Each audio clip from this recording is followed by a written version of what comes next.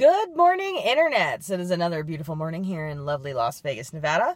Yesterday, I posted a video about the Porsche Mission E that they plan on launching in 2019, and that's going to be their all-electric car. And I was talking about the features of the vehicle and its range and its price point and versatility versus the Tesla Model S. And looking at the styling of the thing, I think it's a much better looking car, the Porsche Mission E. And I was wondering what you guys thought about, is there still going to be a purpose in the Tesla Model S? Is the Porsche Mission E going to hurt Tesla Model S sales? Because frankly, I think it's a better looking car. It has better range and is at a comparable, if not less, if not lower price point, depending on, the various models of the Model S that you're looking at. I had a lot of comments and a lot of feedback right away on that. You guys are so on it. You're so awesome. Always sharing your opinions and sharing your own personal research. And I really appreciate that about you. I took some of these things into consideration, and was talking to some people very early this morning, and responding to things. And I have here actual notes. So, a lot of the comments you guys are making about how the Tesla range is sufficient. Now the Tesla Model S range, they're advertising a 315 mile range max. If you're more likely to get about 210, depending on your climate settings, driving habits, etc., etc. The Porsche Mission E is advertising a 600 mile range. Now that's better than double the average mile range of the Tesla Model S. And of course, I imagine you're going to get less depending on climate, driving habits, etc., etc. Same as I do in my Volt. If I drive like a dick, I get less range than I do if I drive nicely. Now, there's a lot of people saying like, well, you don't have the infrastructure with Porsche that you do with Tesla for so many of the supercharging stations, so it's going to make it harder to take a road trip. You know what? That is a good point. That, the Tesla does have the infrastructure, and they do have the charging stations all over the country for the Tesla consumer level vehicles. And that is a good point. However, I'm looking at what this range actually means. Now for Porsche, a European car company, to make a car with a 600 mile range, I'm really looking at the size of Europe versus the size of the United States. Now they are obviously going to sell the cars here, and America's a huge portion of the market share for Porsche. We're some of their biggest consumers. But, when you're looking at Europe, and I'm looking at the distance from London to Paris is 300 miles. The distance from London to Brussels is 226 miles. The distance from Paris to Frankfurt is 360 miles. The distance from Frankfurt to Berlin is 342 miles. The distance from Frankfurt to Milan is 400 miles. The distance from Berlin to Vienna is 420 miles.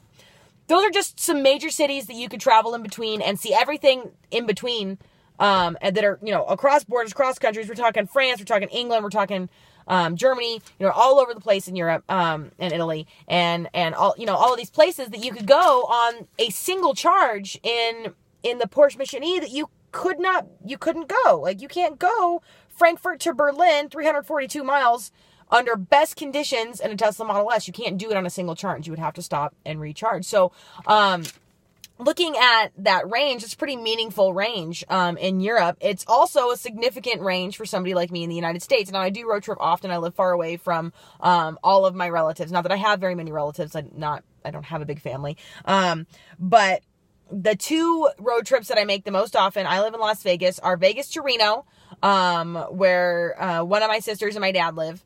And the distance from Vegas to Reno is 448 miles, and it's a 7-hour drive. It's really closer to an 8-hour drive, 8.5, depending on how often you stop to pee and eat. Okay. And then, so it's 448 miles. That is a trip I could not make in a Tesla Model S, even under the best driving conditions and most efficient driving habits. Now, on Thanksgiving weekend, when I drove from Vegas to Reno and back again, I did see Teslas on the road out there on the 95. There's only one Tesla charging station in between, and it's in Tonopah, which is a tiny, tiny town famous for a very creepy, haunted, clown-themed motel, which is now for sale, which you could go and buy. But that's really all that's in Tonopah, is a couple of gas stations, the creepy, creepy, haunted clown motel, and a Tesla charging station. And that is sufficient for me to see, I saw 5 or 6 Teslas on the way up to Reno, and we saw, Rob and I were keeping count. We saw 3 on the way back. So I'm out in the middle of nowhere. Now, I don't know where these people live, but just statistically, the odds are they live in either Las Vegas or Reno, because that's where our main population centers. That's our population density. Most of our state is empty and is uninhabited, and the little towns that we do have very, very small populations, and little, if any, industry. So you're not going to see a lot of Teslas in places like that. So that means that the charge station in Tonopah is sufficient for them to get where they're going and have a reasonable road trip. Now, having never made that trip in a Tesla myself, I don't know. Hey, if there's anybody in Las Vegas who has a Tesla who would like to let me go on a road trip with you, we should go someplace sometime so that we can find out all these times and stuff, and find out what actually matters. Now, the other trip that I make to see my Grammy in Los Angeles, from Vegas to LA, is 270 miles. Now, that is something that, again, it's iffy on whether or not you'd be able to do that in a Tesla. And there is not a Tesla charge station between Vegas and LA in Baker or Barstow or any of those places, to the best of my knowledge. I wasn't able to find one. If there is one, please message me in the comments and correct me, which you guys are super good about doing. But the distance from Vegas to LA is 270 miles. Now, you're most likely to get a 210-mile range out of the Tesla Model S, from what I was able to find. And you can get up to 315 miles. Now, making that road trip in a Tesla with the anxiety of do not run the air conditioner, do not run the heater, and guys, we're out here in the middle of the Mojave. If it's not hot, I mean hot, like I'm talking Satan's taint hot, then it is cold. Like right now, it is freaking cold outside. My toes are cold inside my shoes right now. I had to use my seat warmer, not running the fans or the heater, trying to extend my range, seat warmer more efficient, but it's either hot or it's cold here. So if you were to use any of your climate control in your Tesla, you're then sacrificing range the instant you do that. There's never ideal driving conditions out here in the Mojave, so you'd almost certainly need some form of climate control to stay comfortable for the road trip from Vegas to LA, and that's going to kill your range. And I don't know that I would be able to get all the way from my house to my Grammy's house in a Tesla Model S, but the Porsche Mission E, which is advertising a 600-mile range, does solve those problems. So it sounds to me like it's a more ideal solution than the Tesla Model S. Isn't to say that I don't love and adore Teslas, because I absolutely do. I see them on the road here all the time. We have the Tesla and Panasonic Gigafactory up north, which is employing hundreds and hundreds of people from my hometown of Sparks, including my brother-in-law. I love Tesla. I do. But when Tesla released and opened up all their patents for everybody to use things and put this burr in the market, we knew this was going to happen, and that other people were going to make things that were possibly better solutions than the Tesla Model S.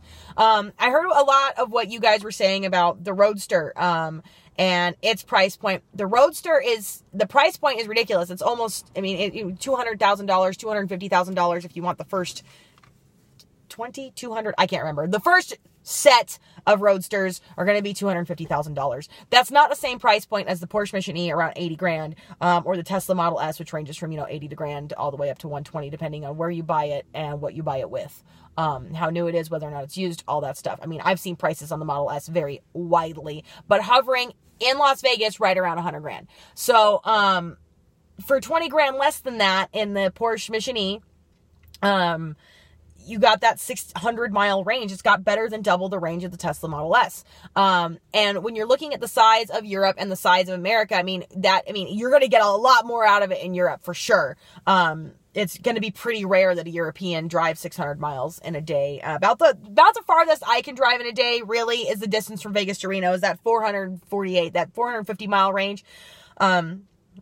Is where I start getting kind of tired and kind of fatigued, and I don't really want to drive anymore. I like that the Porsche Mission E advertises a range of a car that I could drive until I'm sick of driving, and then plug it in when I get to wherever it is I'm going, and charge up and do it again the next day.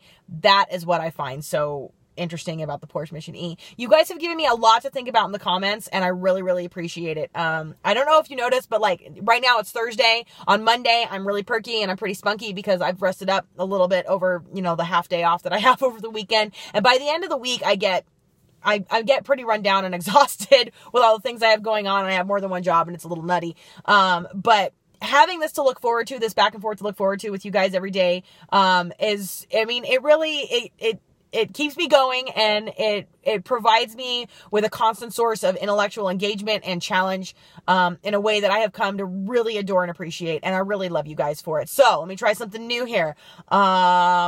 Please like, and if you, I think I'm pointing in the right place, right around here should be a button that should help you subscribe, and right around here should be a button that links you to a random video that YouTube thinks you would also like of mine. So I hope everybody has a really wonderful day. Please remember to like, subscribe, and smile. I am Catherine with EVs of Las Vegas, signing out.